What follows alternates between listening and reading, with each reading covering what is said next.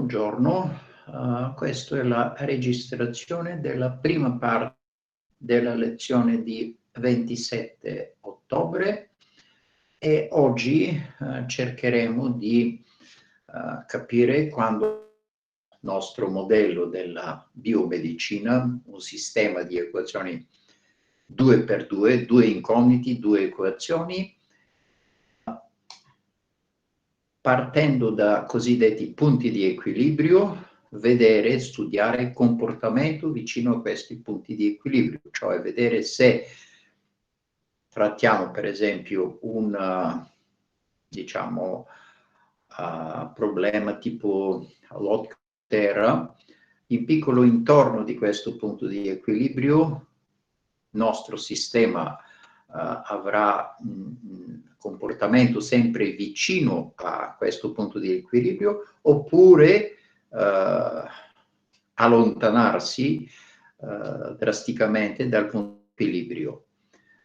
Se si tratta di un sistema di epidemiologia, quello era il nostro sistema SIR che abbiamo ridotto un sistema 2x2, allora quando prendiamo questo punto di equilibrio è fondamentale di sapere se l'epidemia inizia a svilupparsi con dati vicino a questo punto di equilibrio oppure il quadro epidemiologico scoppia e andare lontanissimo dal punto di equilibrio. In questo senso questi punti di equilibrio sono importanti per dire qualcosa di qualitativo per nostri sistemi, per nostri modelli.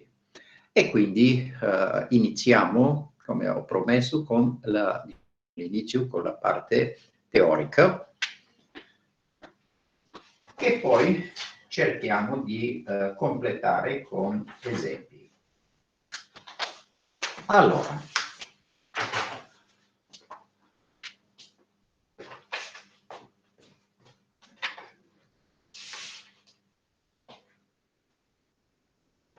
abbiamo questi punti. Sorry, we have to switch to English. Okay. So we shall treat equilibrium states or steady states. Sometimes they're called ground states. Let us say we shall use the English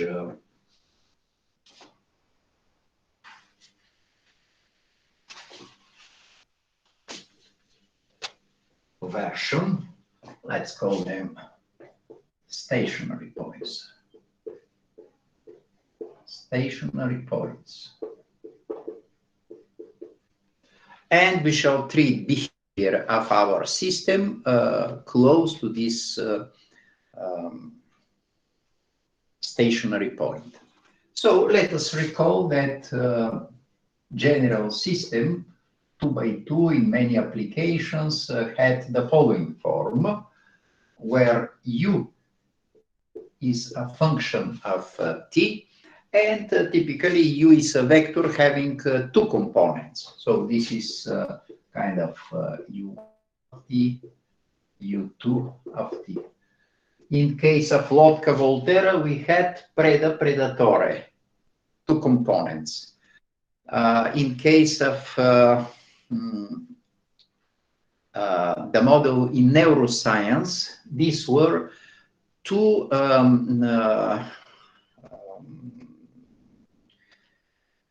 phases of our oscillators. Therefore, interaction of these two phases was modeled by this system.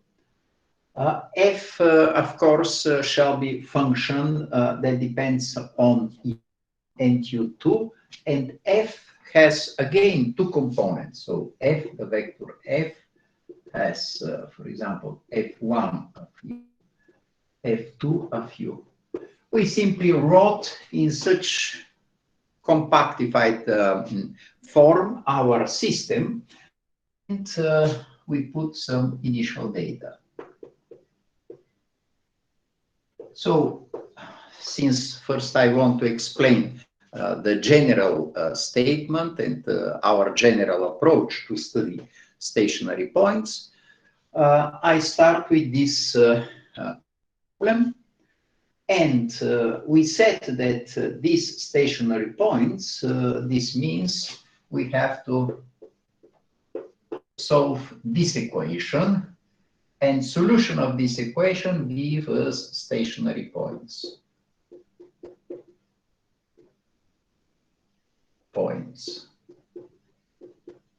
All these stationary points, they can be 1 point, there may be 2 points, there may be many, many points, but somehow our first step to study our system is to find all stationary points, and usually we shall make a picture coming this form.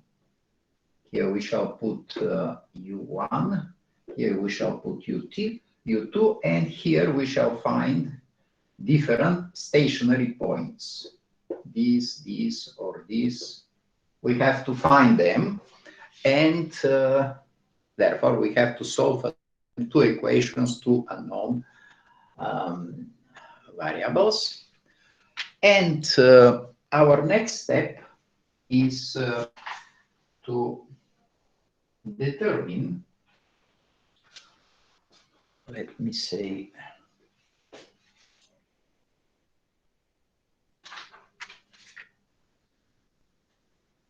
we need some solution. If you, let's put star, if your star is stationary point, SP means stationary point. Of course, this may be one of these many points. Our shall be to see the behavior of our solution close to this stationary point. So if U is stationary point, what we are doing, we take each of these functions f1 and f2, and we make what we call Taylor expansion of our function. So we have f1 of U. How we make this Taylor expansion? We said, first we substitute with U star, because we make around U star. This is the first approximation. And then we start to build next coefficients, which are practically U1 minus U1 star.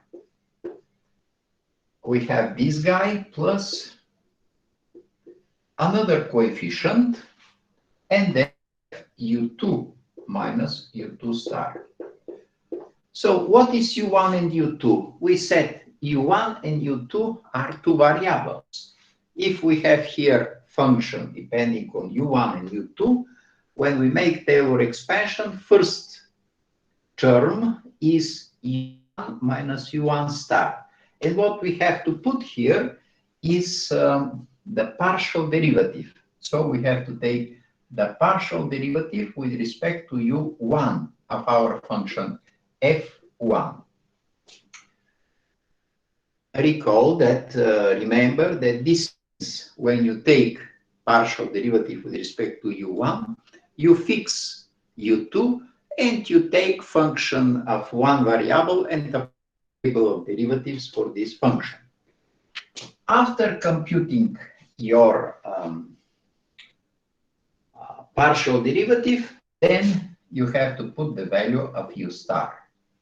And the same thing you are doing for this guy. You have to put, if he is U2, you have to take the partial derivative U2 of f1 and compute it at the point U star. Plus, and here we said this is a reminder of small reminder. Actually, the important thing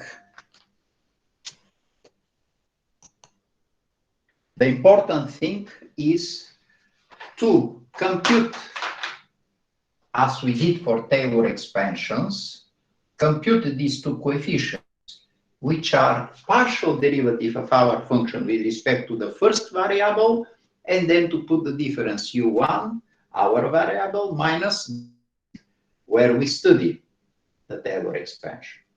Then you compute the same thing for the partial derivative with respect to u. These two coefficients are really very important because they will allow us to practically write in very simple way our equation close to the stationary point. Therefore, this coefficient we shall call A, while this coefficient shall be called B. It is clear that the same expansion we can do instead of F1, you can put F2.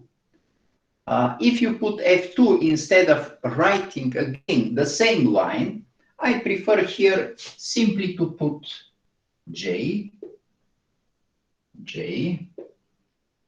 not F1 but J, and here J, and say here J is 1 or 2. So we do the same thing for our Taylor expansion. And then what will happen? Since I need a little bit space, I want to do the following. Since u star is stationary point, if I substitute here u with u star, you immediately can see that this means that our first term is identically 0. So we can simply neglect it. Another important point to study behavior close to stationary point is also to cancel the remainder. Say, this is error term. Let us see the essential part of our equation. So we can write now the essential part of our equation. Since I need space, I shall clean this part after the Taylor expansion.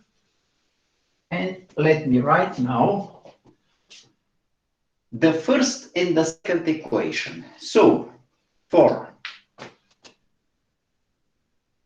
u1 prime, we have the function f1. f1, the first guy is 0, so we have to write. Excuse me. Yes? You write a little bit down because I cannot see. I shall do another thing that is, everything is relative. So if we switch the coordinate system, it is, now it's seen. Yes, thank you. Okay, thank you very much. Okay, and now we have partial derivative with respect to u1 of f1 of u star. Then we have u1 minus u1 star. Plus, I am rewriting these two lines with J1. So what shall I put here? The next term is partial derivative with respect to U2. Always F1 at the point star. And then we have U2 minus U2 star.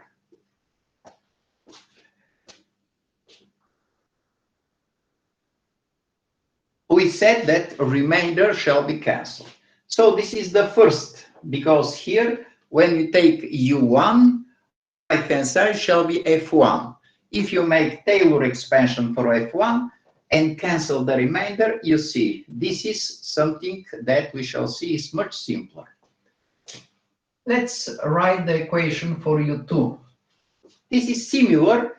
The only thing, instead of F1, I shall make F2. So this is du1, f2 at the point u star, u1 minus u1 star, plus du2, f2 of u star, and here again, u2 minus u2 star. So if we neglect the remainders in the Taylor expansion, So we know U star, we already computed. This is our stationary point. This means that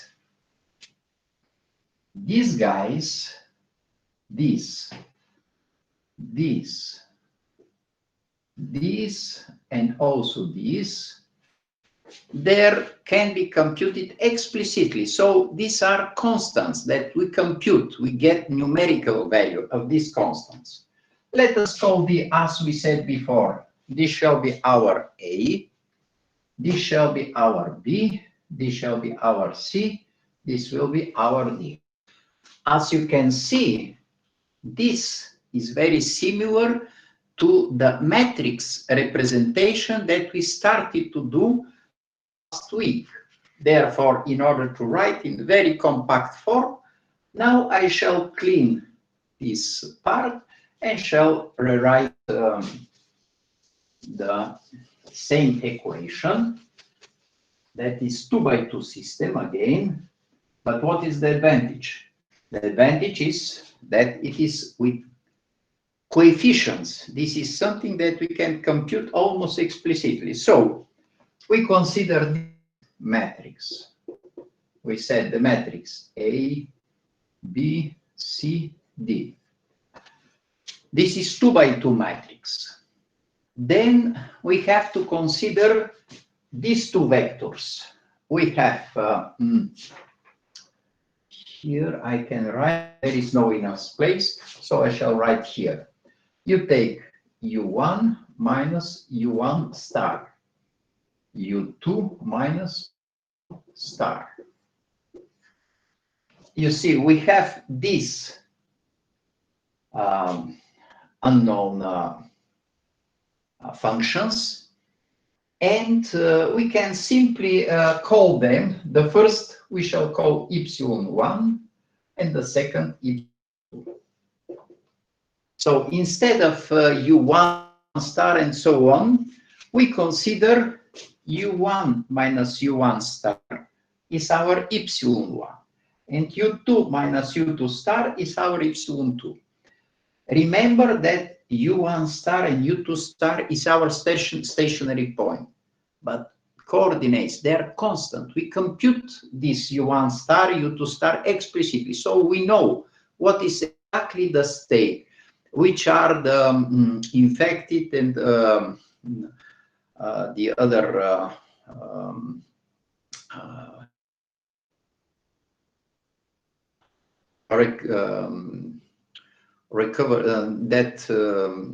the people that became healthy after. So if we have these two values, and if this is our stationary point, then we know U1 star and U2 star. This is that we compute, and we know them. So these are constants. What will happen if you take derivative of U1 or derivative of epsilon1? If you consider U1 depending on t, U2 depending on, it is clear that U1 star, U2 star are not depending on t.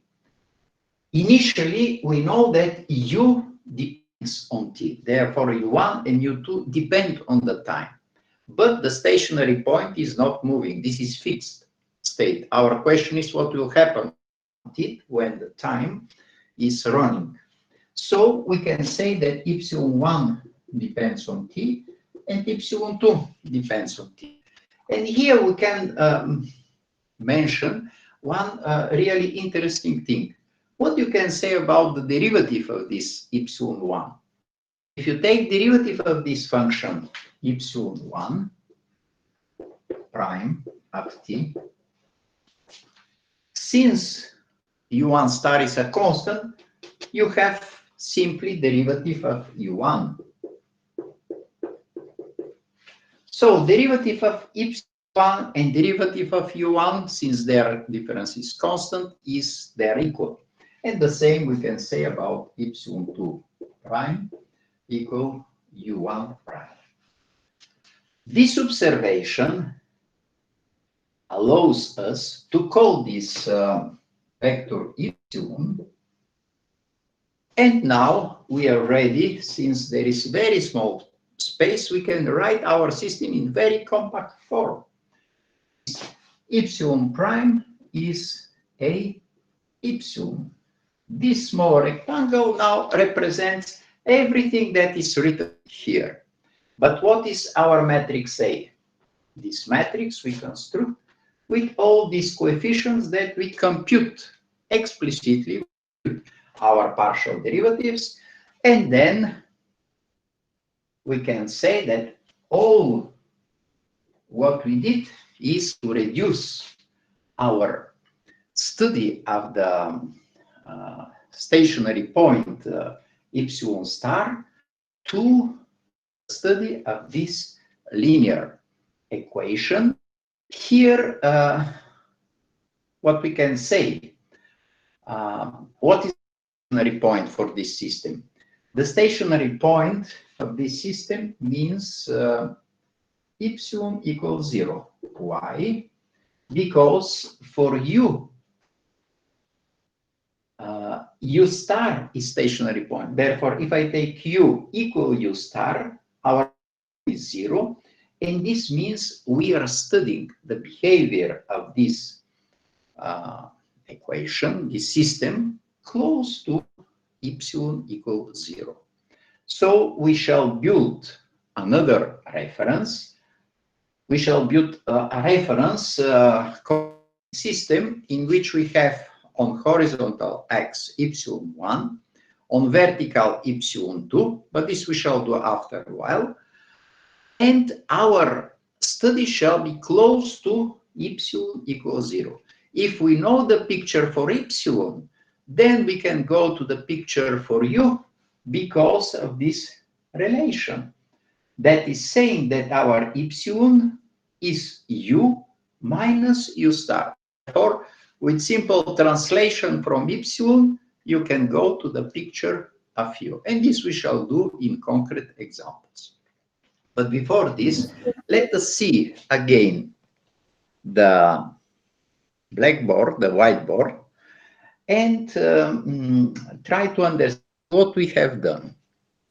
Our purpose was to start with this Cauchy problem, taking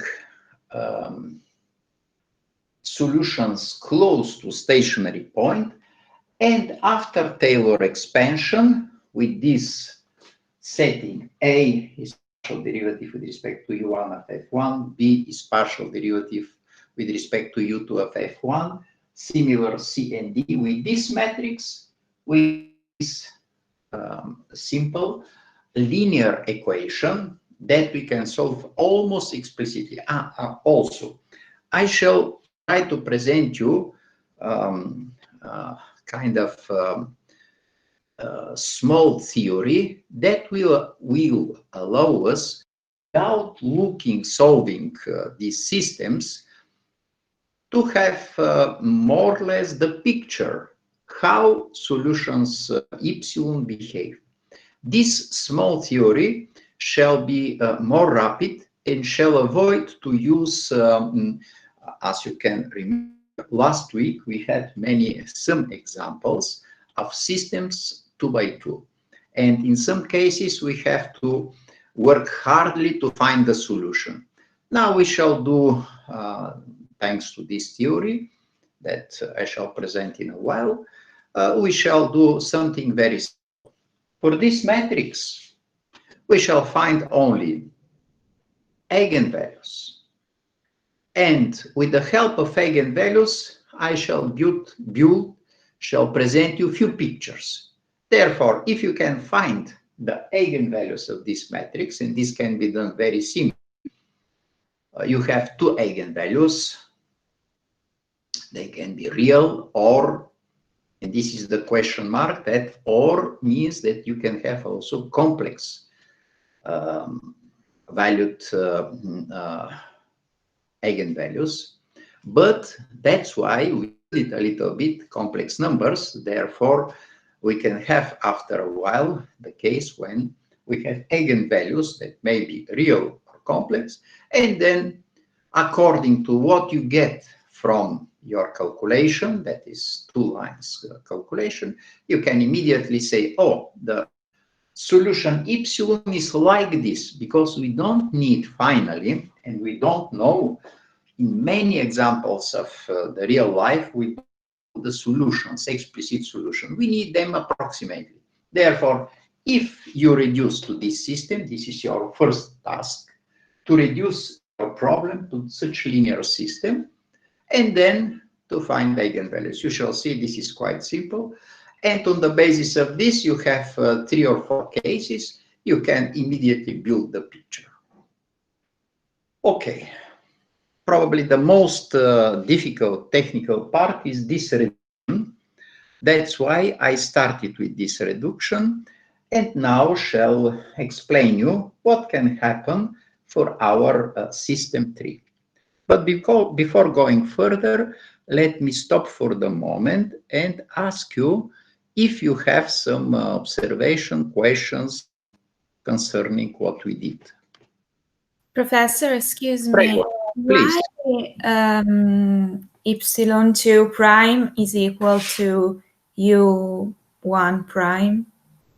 Because epsilon1 as function of t is equal, according to our definition of epsilon1, is equal to u1 of t, this is a function, minus u1 star. u1 star is a constant. And if you have constant and differentiate these two guys, only the first derivative remains, the second is 0. Therefore, derivative of this is derivative of this minus 0. But this means epsilon1 prime is equal u1 prime.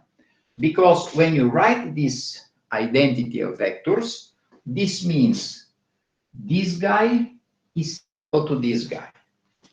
And if they are equal, when you take derivative, derivative here means derivative here.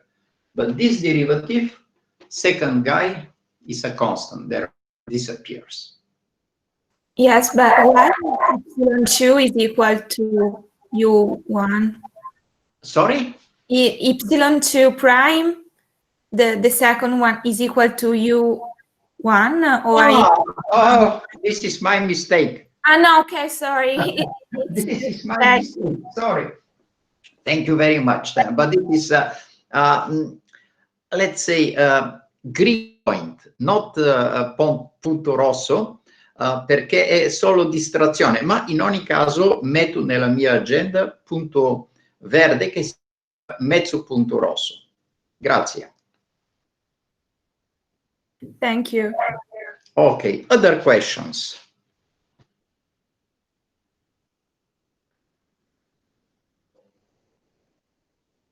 Yeah, from time to time, I am old guy and some, how to say, thinking about other things and then write without thinking, and this is an error.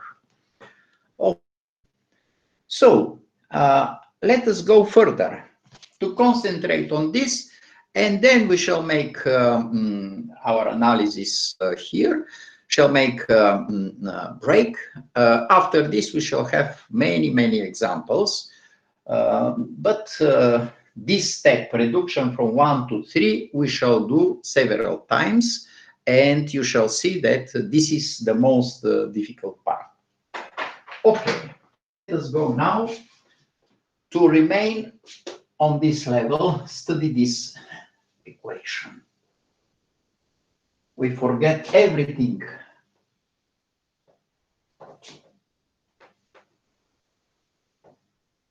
It's not necessary. We have only this small angle of the whiteboard.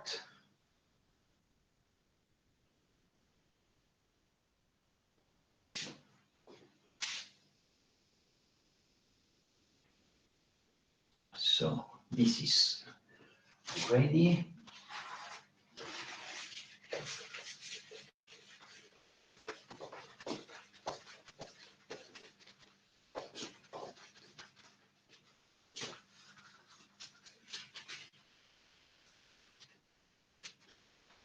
Okay.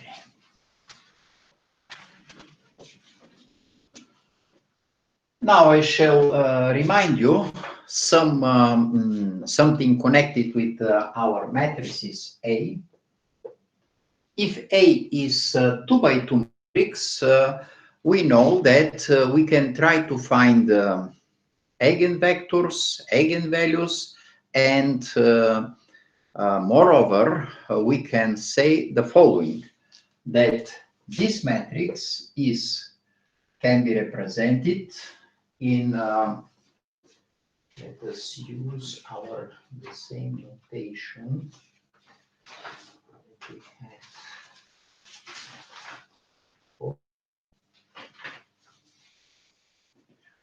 Okay, U minus 1, D of U.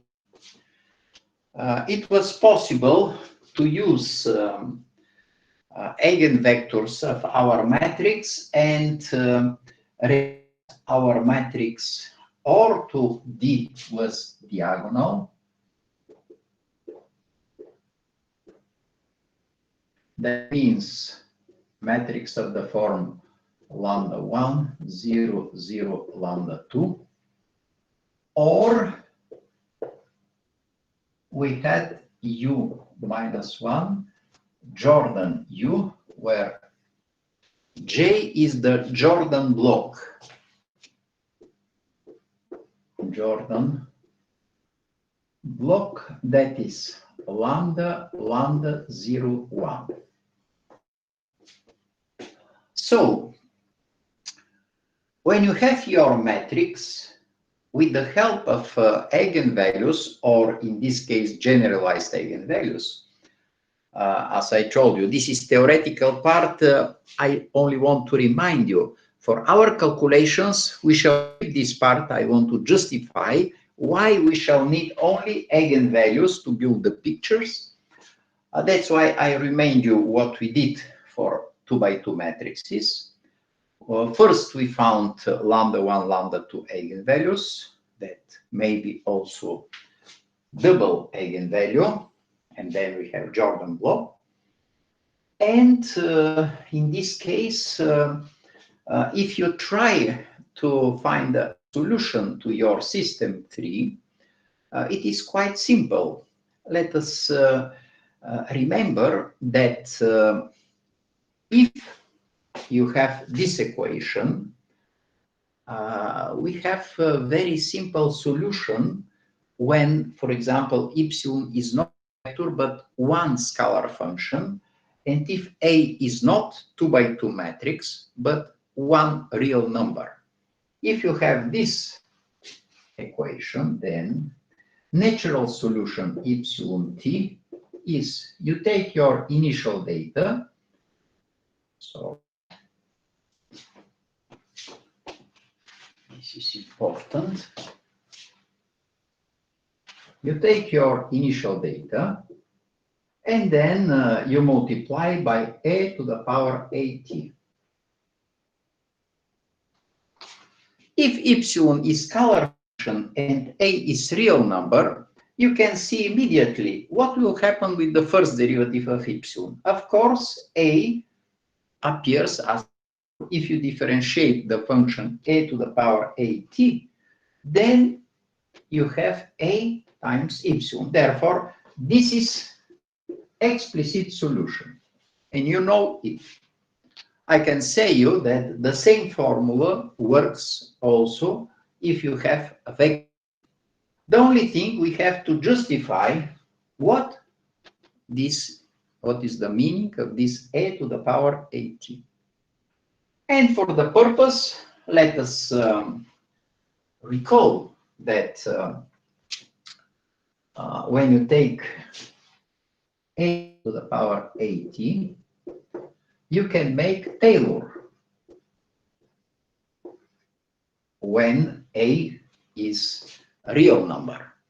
If a is real number, this function can be expand using Taylor expansion. So you start with 1. The next term, believe me, this is a times t. The next term is a squared times t squared divided by factorial. What shall be the next term? You can imagine. You have to take a to which power? This should be a to the power 3. A to the power 3, t to the power 3 divided by 3 factorial, and so on. Next term shall be a to the power 4, t to the power 4 divided by 4 factorial, and so on. So you have such expansion.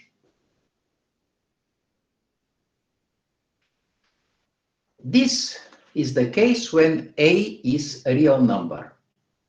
But if A is 2 by 2 matrix, we can keep the same, we can say this shall be our definition.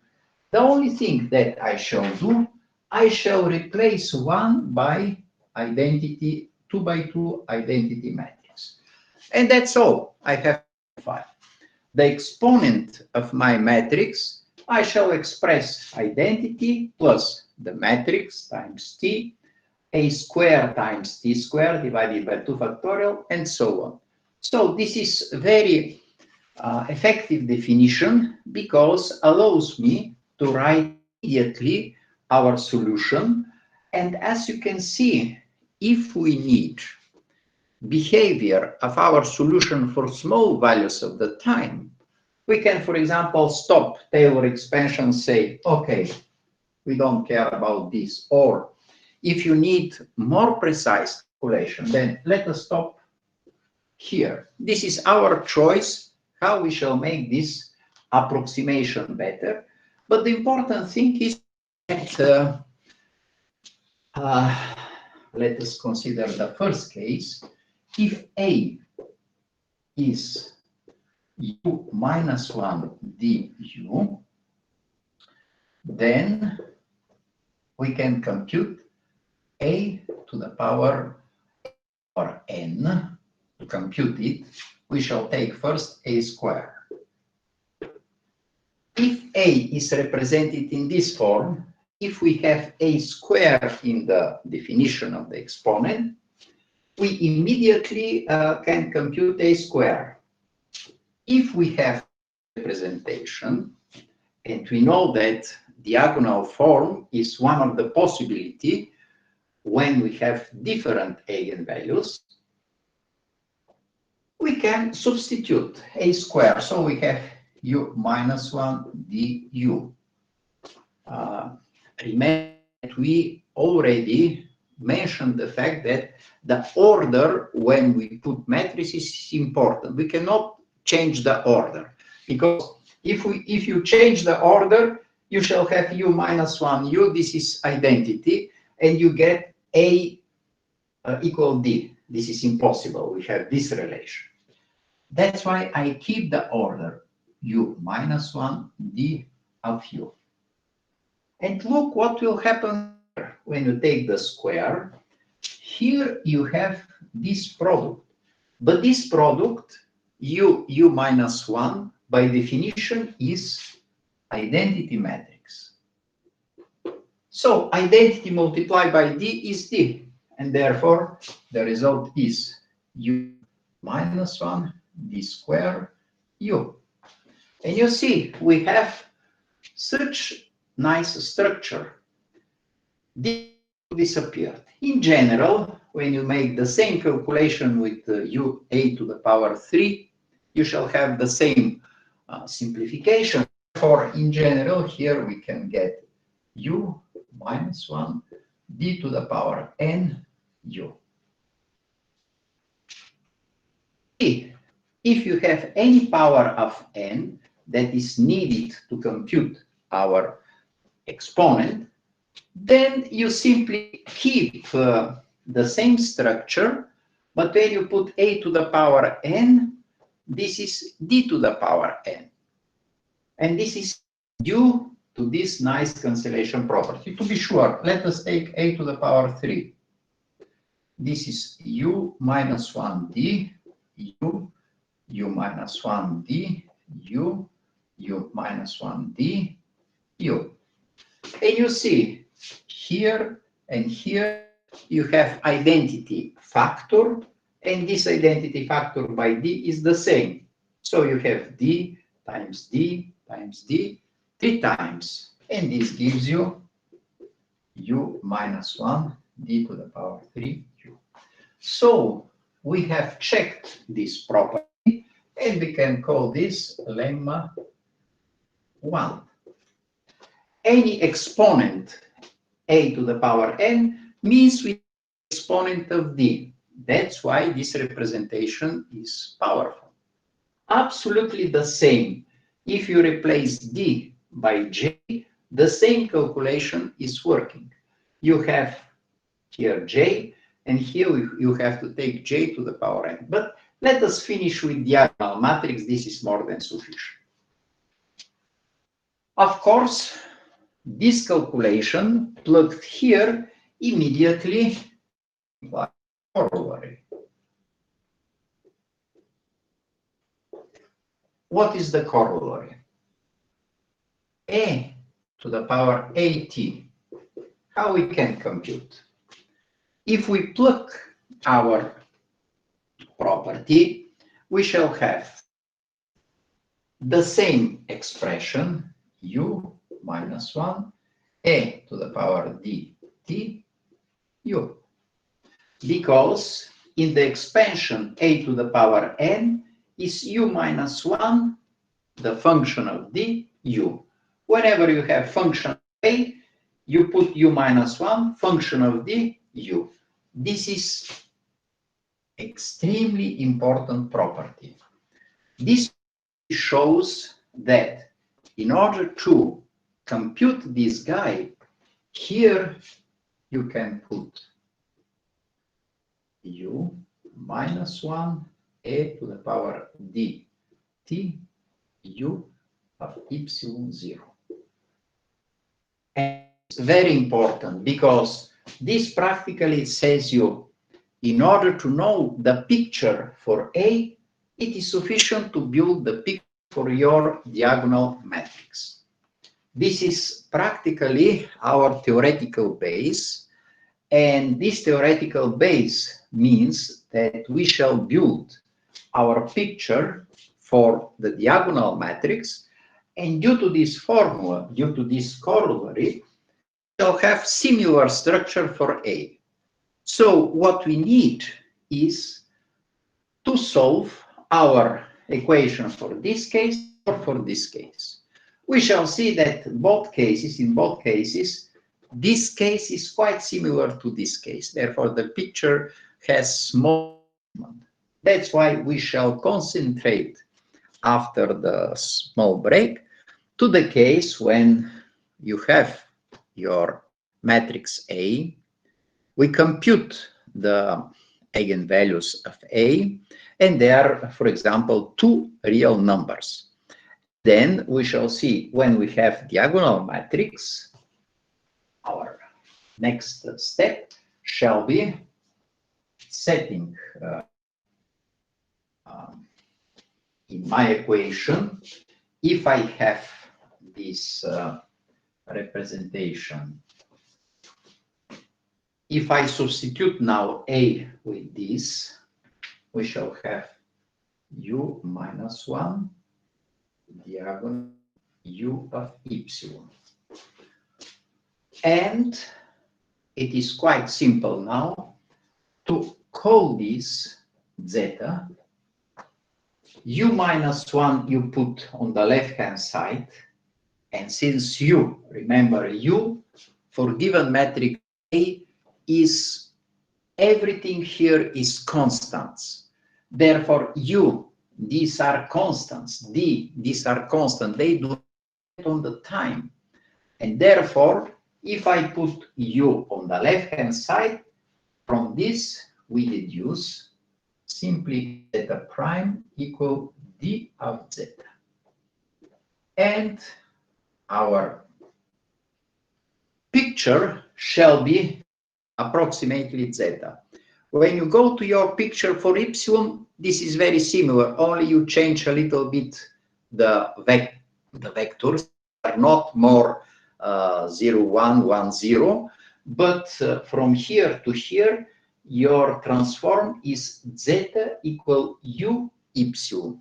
When you apply linear transformation to a vector, you have a little bit or rotation or your vector is slightly longer. So this is the effect of linear change of such linear map, that is zeta. Here we use the map zeta equal u epsilon. And as you can see, our goal shall be to picture always when we have in our simulation for the written part, I shall ask about the picture for zeta to build the picture, and this means you have to find lambda 1, lambda 2, and the picture when you have such simple diagonal system. So this is our final theoretical step. We shall speak about the qualitative behavior of zeta. Thanks to this relation, from this we can say that this gives information for epsilon. And when you know epsilon from the previous whiteboard, you know that epsilon gives information for your solution u close to the stationary point. So the picture of zeta shall be part shall determine the qualitative behavior of your model of your nonlinear system. Okay, as before, space for your questions before the small break. This is most heavy part, theoretical part, exponent of a matrix. I try to represent it very as simple as it was possible. And we reduced everything to calculation of lambda 1, lambda 2, thanks to this lemma 1 and the corollary.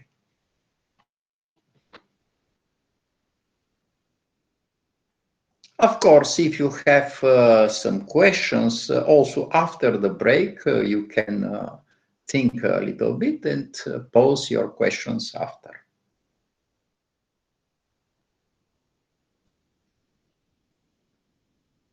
Okay, if you don't mind, let us stop the registration